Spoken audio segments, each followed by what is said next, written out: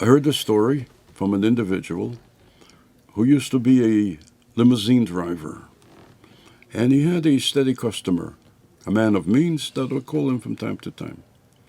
Once he sees that he's very sad, and he sees it one day, another day, and he says to him, "Sir,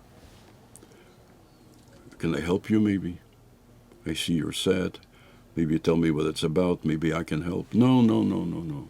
There's nothing you can do about it. But he asks him once, again and again, until the man says that he's not a religious man, but he heard that his son is going to marry a non-Jewish girl. And it's not good for the son. It's not good for her. And he's very troubled. And the limo driver says to him, the year was 1980.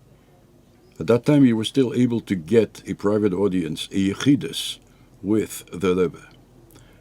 And he says, why don't you go and see the Rebbe? I will help you get an appointment. And he did, and he got an appointment to see the Rebbe. Went in to see the Rebbe, he tells the Rebbe the story. And the Rebbe says to him, why don't you bring her to me? Bring him to me, your son. He brings the son.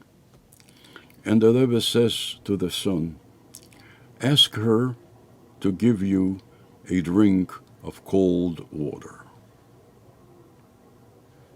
They walked out of the yechidus, and the father says, I don't understand. What kind of answer is this? I was expecting the Rebbe to say a prayer, to do something rabbinic, to ask her to give him a glass of cold water. Did you ever hear that things like this can help? And the limo driver says to him, listen, he went to the Rebbe. This is a Rebbe that's helping the whole world. And if the Rebbe told you to do this, that means that with this act, you are going to be helped. So what you have to do is just listen and do exactly what the Rebbe asked you.